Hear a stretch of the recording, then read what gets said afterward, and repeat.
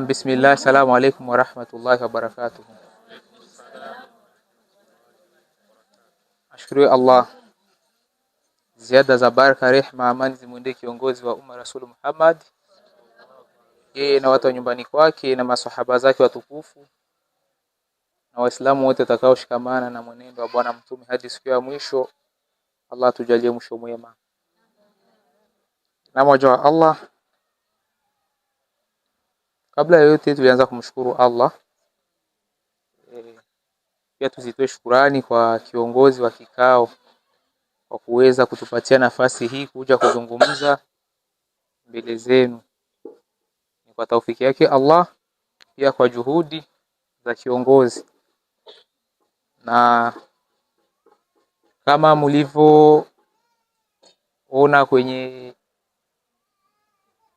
zile publication za kwenye mtandao, mada ya leo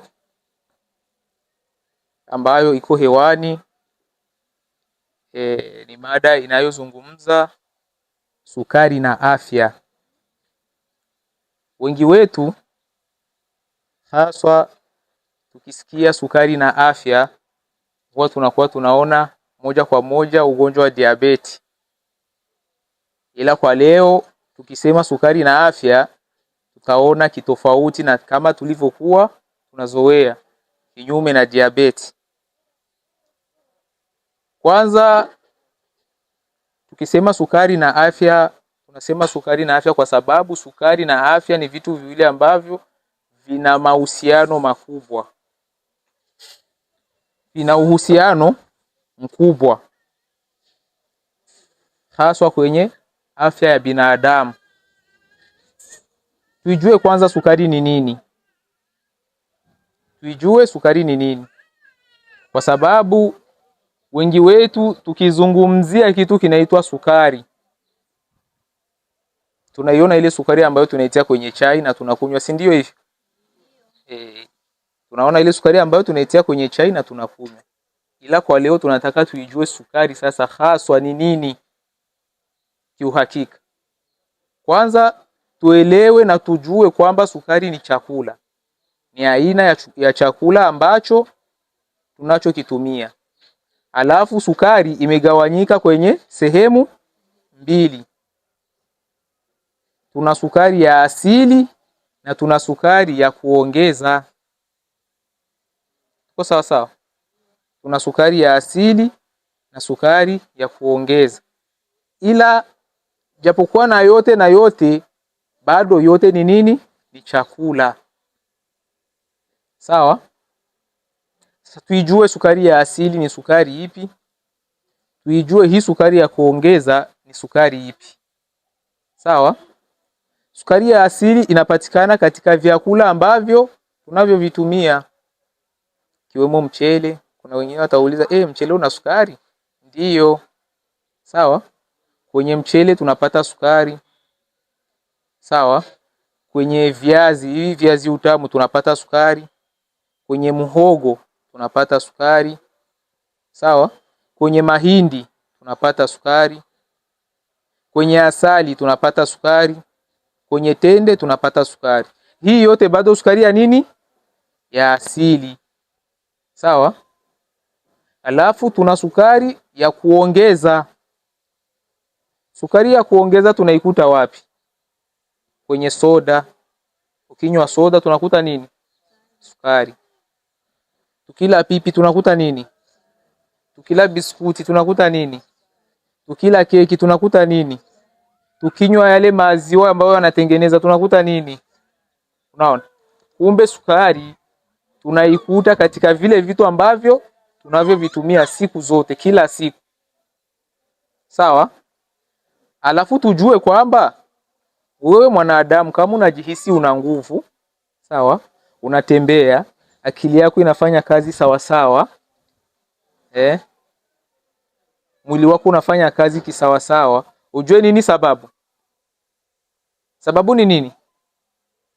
Sababu ni sukari. Sababu ni sukari. Kumbe kwa ufupi, sukari ni aina ya chakula ambacho tunachokitumia ili kuweza kuleta nishati. Tukisema nishati maana yake nguvu katika mwili. Kazi ya sukari kwenye mwili, sukari kazi yake ni kuupatia nguvu mwili. Tunaelewana? Tuko sambamba? Tukiingia kwenye faida za sukari, tutaziona faida kubwa sana, faida mbili. Faida za kutumia sukari. Ila hapana kutumia sukari kienyeji. Sawa? Hapana kwa kutumia sukari kienyeji. Faida mbili unazozipata katika utumiaji wa sukari kwa kiwango kidogo. Sulinye hapo. Unapotumia sukari kwa kiwango kidogo. Sawa? Kwa kiwango kidogo. Hapana cha kuzidi. Kiwango kidogo tunazipata faida mbili. Faida ya kwanza, sukari husaidia mwili kupata nguvu. Mwili kupata nguvu. Kama mwili unajisikia uko na nguvu, unatembea, unapata nguvu za kutembea, za kunyanyua kitu, za kufanya hii na vile, ni kwa sababu mwili wako na nini? Una sukari. Sawa? Faida ya pili ya sukari. Sukari husaidia ubongo kufanya kazi vizuri. Kwa sawa sawa. Sukari inasaidia ubongo kufanya kazi vizuri. Hizo ndizo faida kuu za sukari. Sawa? Sasa kitu ambacho tunapaswa kuelewa, kutotumia sukari kabisa.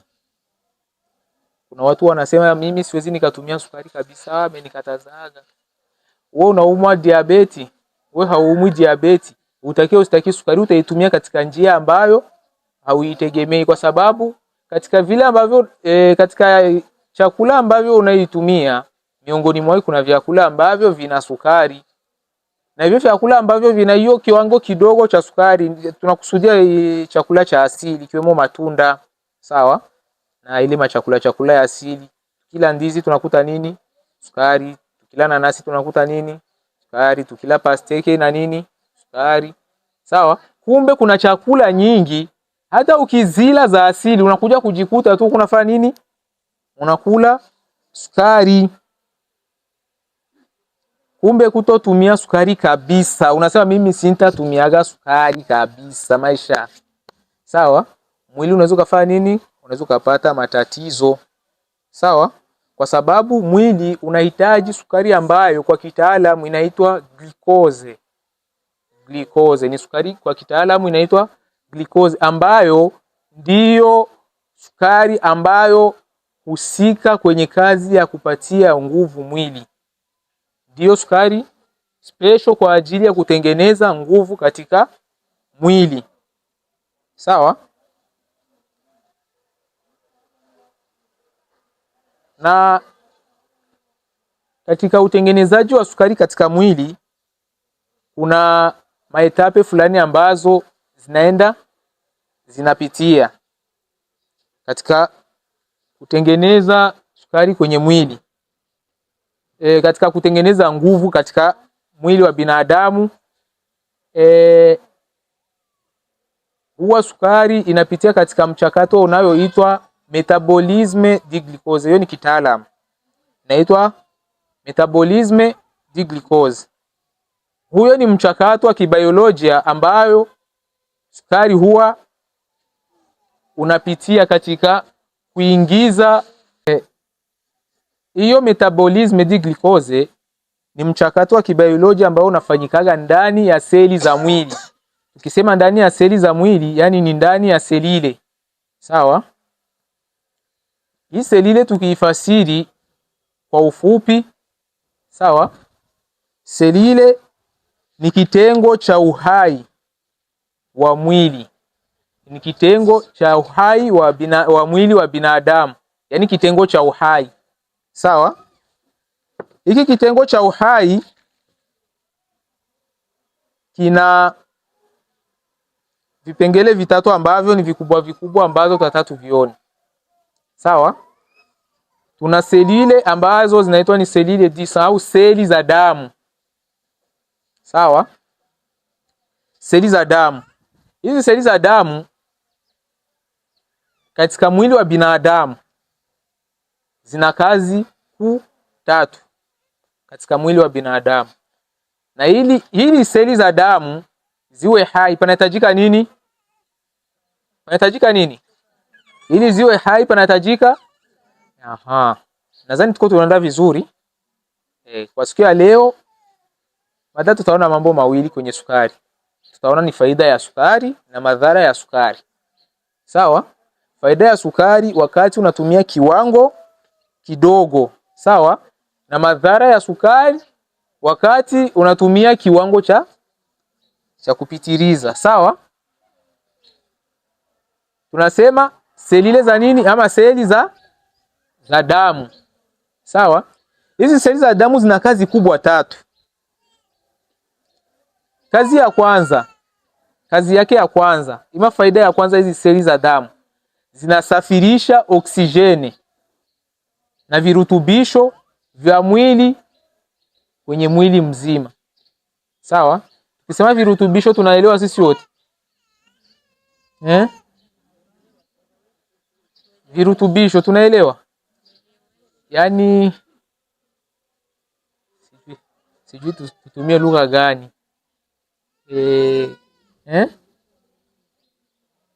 Yaani ile visaidizi vya mwili. Yaani tukisema tunakula lenga kwa sababu iko na nini? Vitamini. Yaani hizo vitamini sasa, hizo virutubisho. Sawa? Yaani inasafirisha virutubisho. Yaani ile vitamini ya kusambaa kwenye mwili. Sawa? Hizi seli za damu ndio zinafanya nini? Zinasafirisha. Sawa? Kitu cha pili, seli za damu zinakinga mwili kutokana na nini? Na magonjwa. Sawa? Tutakuja kuviona huko nyuma. Ndio tutaona kipindi seli za damu kipindi zinakuwa dhaifu, madhara yake ni yapi. Sawa? Ila wakati seli za damu ziko vizuri, sawa, kazi yake ni nini? Ni kukinga mwili kutokana na maradhi. Ndizo ambazo kazi yake husika. Sawa? Ni kupambana na mwili. Injo ile tunasemaga abasoda b'umubiri kwa Kirundi. Sawa? Abasoda b'umubiri. Kupambana na maradhi. Sawa? Ni seli za damu ambazo kwa Kifaransa zinaitwa globule blanc. Sawa? Globule blanc. Jo kazi yake kufanya nini? Kupambana na maradhi, kulinda mwili kutokamana na maradhi. Hii ambayo inasafirisha oksijeni na virutubisho njo zile ambazo unasikia kitaalamu zinaitwa globule rouge. Sawa? Alafu kazi ya mwisho ya kubwa ya hizi selile za damu, inasaidia mwili. Sawa? Pale ambapo mwili umechanika. Sawa?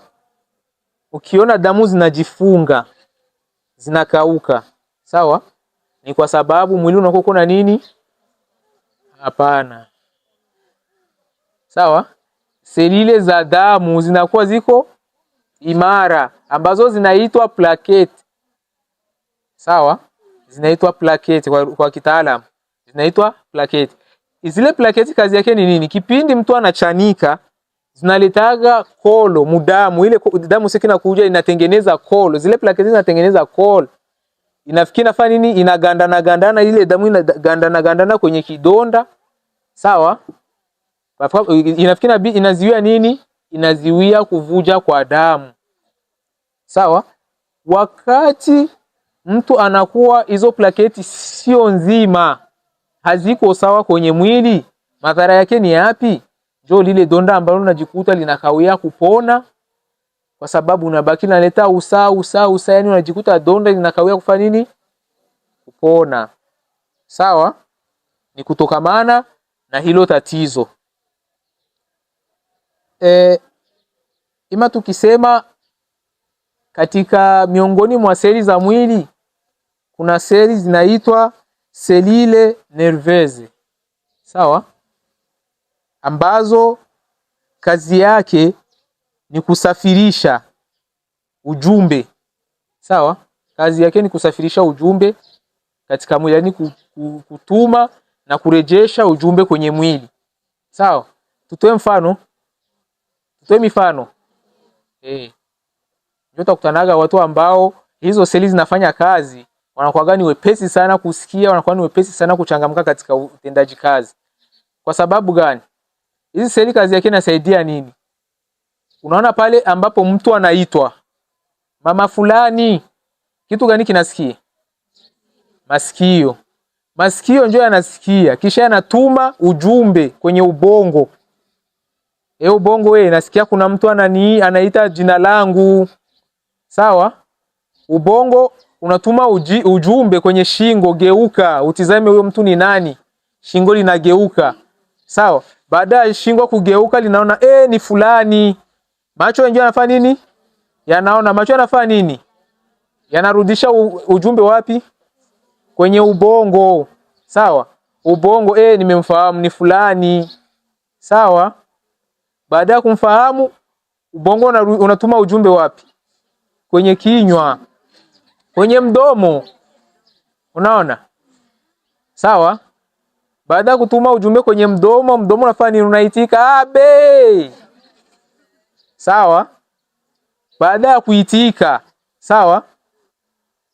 Ubongo unatuma ujumbe wapi? Kwenye moyo. Umemfurahia haujamfurahia? Moyo unatuma ujumbe kwenye ubongo, nimemfurahia. Sasa kinachobaki ni nini? Tuma ujumbe kwenye mikono. Mikono inafanya nini? Nenda ukamkumbatie. Sawa? Unaona? Huyo ni ujumbe ambao, yani hayo yote yanafanyika kwenye muda mdogo. Unaona ukubwa wa Allah. Yanafanyika kwa muda mdogo, ila ni ujumbe ambao unafanyika tik tak. Na hii ni kazi ya nini? Ya sukari. Sukari ikiwa haiko sawa kwenye mwili, huyo ujumbe kama unavyokwenda hivyo kitik tak hauwezi ukaenda.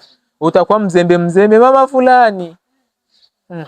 Kama vile naitwa mama fulani, utakuja abe, jamani, za siku. Unaona? Yaani unakuwa kama vile huko mzembe.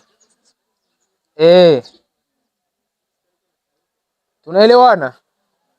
Tuko sawa sawa? Alafu tunafika tunaenda kwenye seli za mwisho ambazo zinapatikana kwenye mwili wa binadamu. Sawa? Seli ile musculaire. Sawa? Yaani ni seli za mishipa. Sawa? Tuko sambamba? Nadhani tuko tunaelewana vizuri.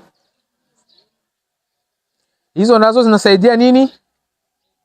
Hizo seli za mishipa zinasaidia mwili, sawa, kuweza kutengeneza ulegevu na ukakamavu kwenye mwili. Ukisikia mwili unalegea ni kwa sababu seli za mishipa ziko vizuri. Sawa, ukisikia mwili ukifanya hivyo unasikia kweli mwili unaingia nguvu. Sawa? Ni kwa sababu seli za mishipa ziko vizuri. Sawa? Tuko sambamba? Tuko sawa sawa? Tunaelewana? Naam. Kwa ufupi sasa, maadamu tulisikia sukari ina faida kwenye mwili, tusiendi kutumia sukari kienyeji. Sawa? Tusitumie sukari kienyeji. Kwa sababu sijifikiri ile sukari ambayo unaitumia kutia mchai unakunywa eti ndio sukari ambayo unahitaji, hapana. Sawa? Ukila nanasi unakuwa umetumia sukari. Sawa, ndio ushauri. Sukari nzuri ni sukari ya asili. Sawa, ile ambayo inapatikana kwenye vyakula na matunda. Ndio sukari nzuri. Kunywa sukari mchai sio mbaya, lakini kwa kiwango kidogo sana. Sawa? Kwa kiwango kidogo. Kwa sababu hapa tunaenda kuzungumzia kiwango cha sukari ambacho kinahitajika kwenye mwili wa binadamu ni kiwango kiasi gani. Sawa? Kiwango cha sukari ambacho kinahitajika kwenye mwili wa binadamu ni miligrama 70 hadi 100 kwa desilitre moja. Sawa? Au tuseme 0.7 hadi grama moja kwa lita moja. Lita moja ya nini? Ya maji, ya maziwa. Kwa lita moja ya damu. Sawa, hicho ni kiwango cha sukari ambayo inahitajika kwenye mwili wa binadamu. 0.7 hadi grama moja kwa lita moja. Sawa? Kipindi gani hicho? Kwa kipindi mtu kabla hajala chochote. Ile unasema niko kwenye swaumu kabisa. Toka asubuhi sijakula. Ukipima sukari wakute iko kwenye hicho kiwango. Sawa? Sukari yako inakuwa iko sawa sawa. Ukiwa umeshakula kiwango ambacho kinahitajika, sawa, cha sukari, kipindi mtu ameshafanya nini? Ameshakula, ni kiwango cha 1.4 grama 1.4 kwa lita. Sawa, grama 1.4 kwa lita moja. Sawa? Haya, tunaingia sasa katika mambo ambayo tuseme ikiwa kiwango cha sukari kwenye mwili wa binadamu, sawa, itakuwa chini sana, sawa, madhara yanaweza kuwa haya yafuatayo.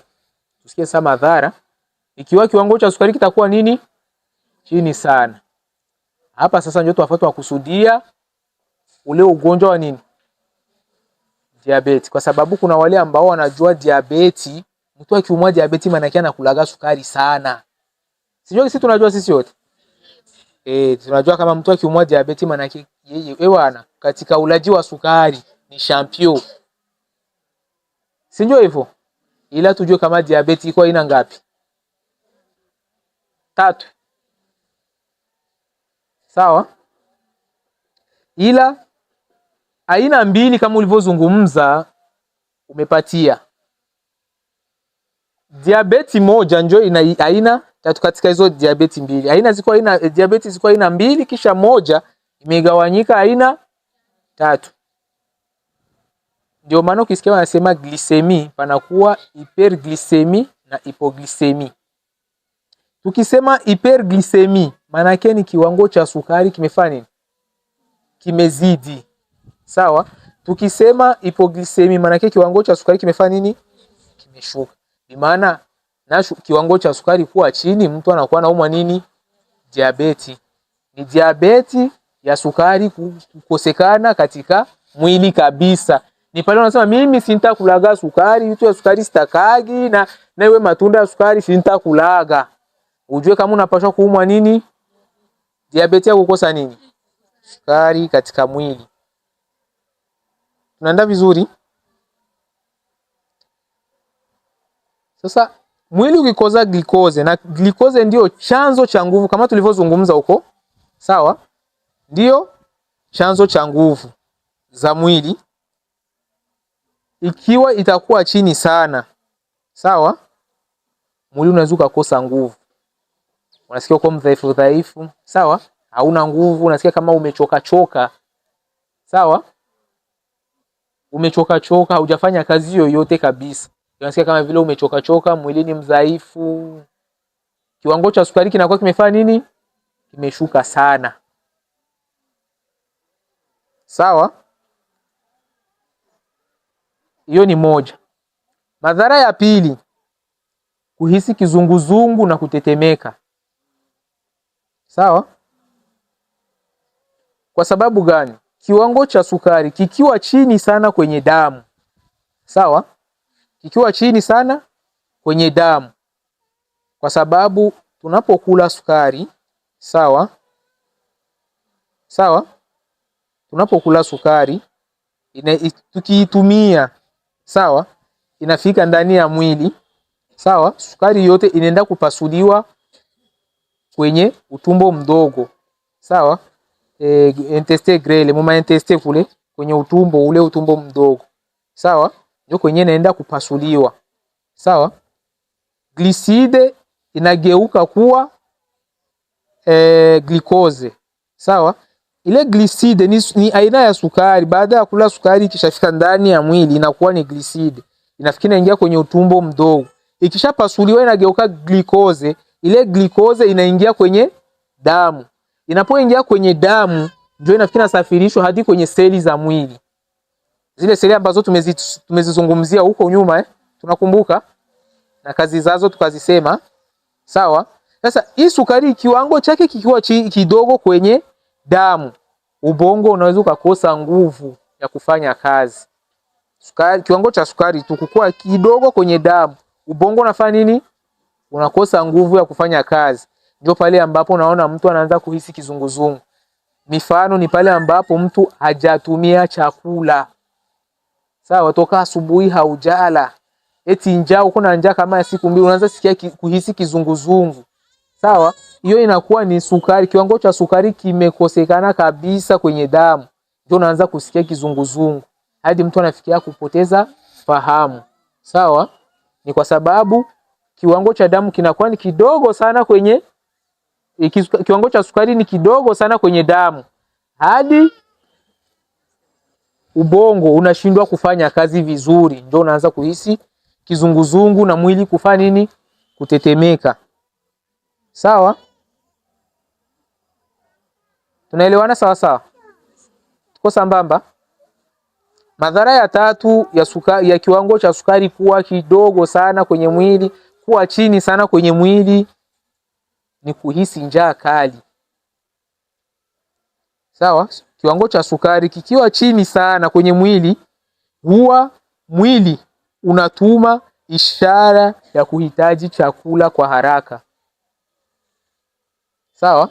Kiwango cha sukari kikiwa chini sana, mwili unatuma ishara ya kuhisi njaa na kutamani kula.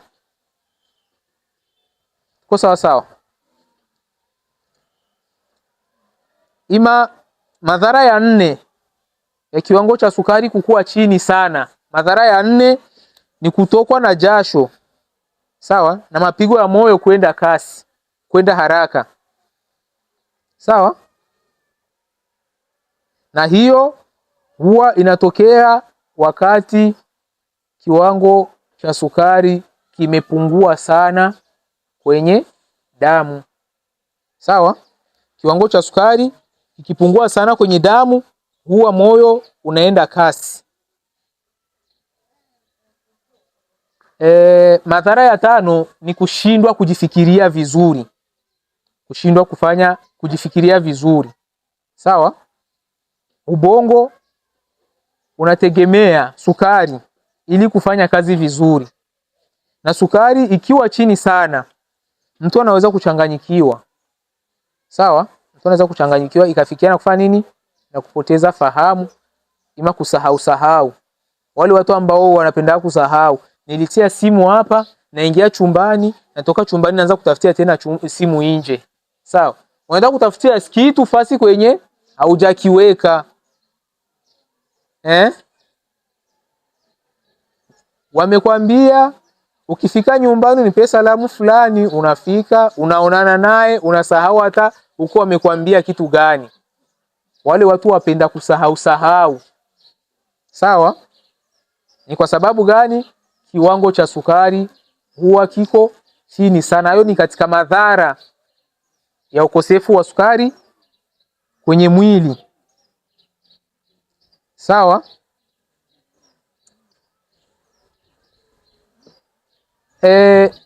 Madhara ya kufuatia. Sawa? Kiwango cha sukari kikiwa chini sana, mwili unatumia mafuta. Sawa? Mafuta ya misuli kama nguvu, kwa sababu sukari ndio chanzo cha nini? Cha nguvu. Ikiwa sukari itakuwa chini, sawa, mwili unatumia nini? Mafuta ya mwili, ya misuli. Sawa? Mwili unatumia mafuta ya misuli ili kutengeneza nini? Nguvu. Ili mwili upate nguvu, unategemea mafuta ya misuli. Hiyo inatokea kipindi gani? Kile kipindi ambacho unakuta watu wameingiliwa na njaa kabisa. Sawa? Njaa siku 2, 3, 4. Ndio pale unaona mtu anaanza kukonda. Kwa sababu ili mwili uimarike, uone kama hivi huu mwili hivi, huu mwili ni mafuta, nafasi kubwa ni mafuta. Sasa hii mafuta sukari ni mwili ukianza kuyanyonya kwa sababu ya ukosefu wa sukari, mwili ukianza kunyonya mafuta ya misuli, ndio pale unaona kama mwili kanaanza kufanya nini? Kusogea, unaanza kufanya kukonda. Kwa sababu gani? Mwili unatumia mafuta ili kutengeneza sasa nguvu, ili uendelee unapata hizo nguvu za kukusaidia kufanya hivi, kutembea, kutoka hapa uende hapa, sawa?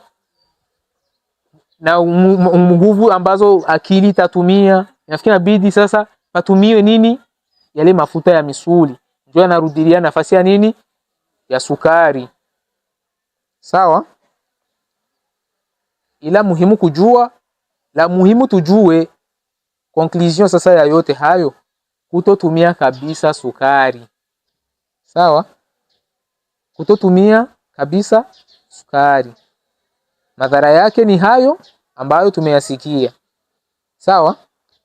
Ila kutotumia ile sukari ambayo tunaitumia mchai, ile haimaanishi kama lazima mwili utakosa nini? Nguvu, au mwili utakosa sukari mwili. Kwa sababu gani? Kwa sababu mwili hutegemea pia sukari ambayo inapatikana kwenye matunda na chakula. Sawa?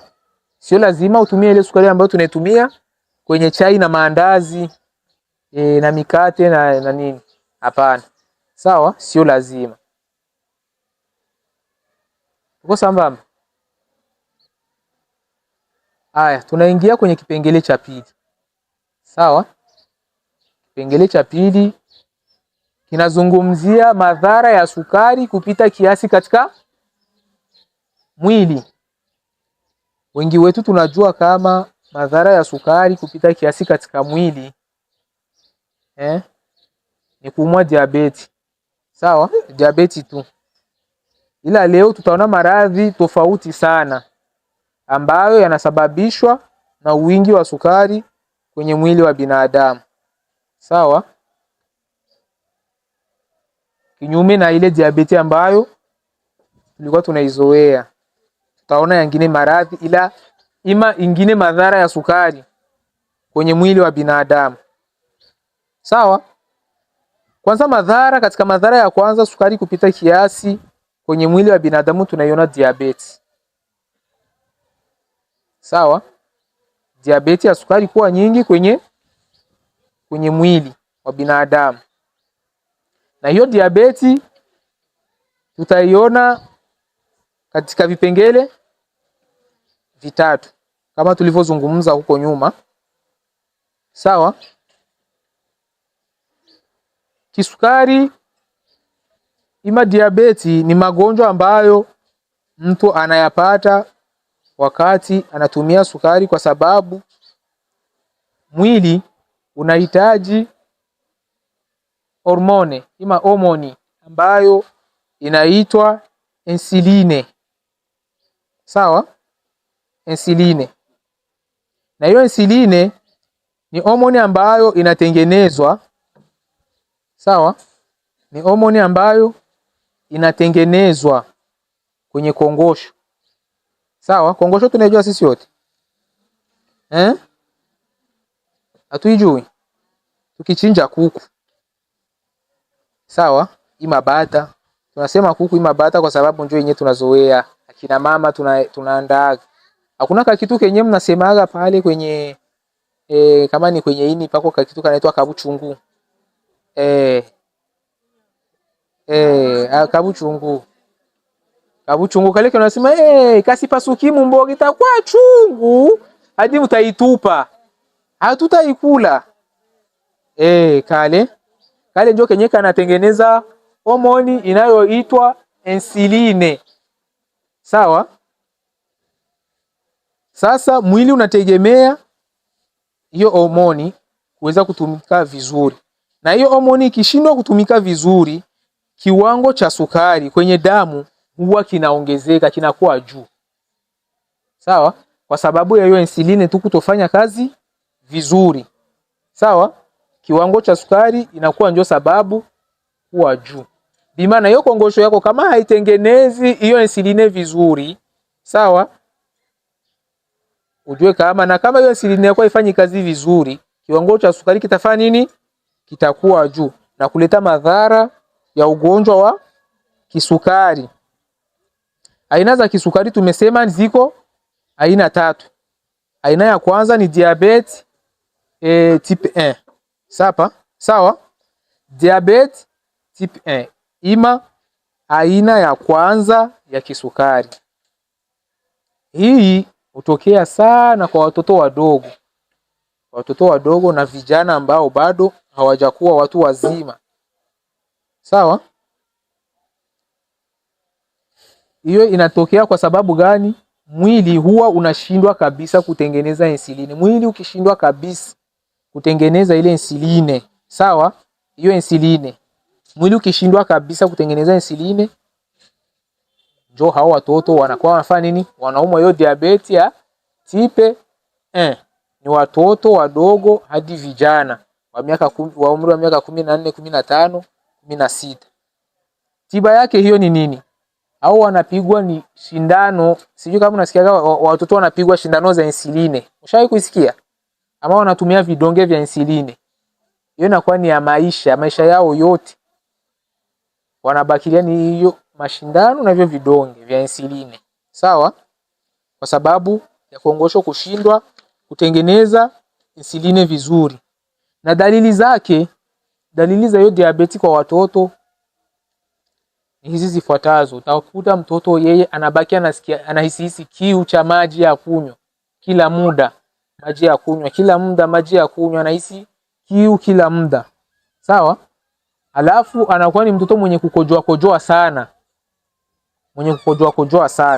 Sawa? Alafu anakuwa ni mtoto ambao gisi siku inaisha, ndio gisi anaenda napungua uzito. Vilo vinaenda vinapotea. Sawa?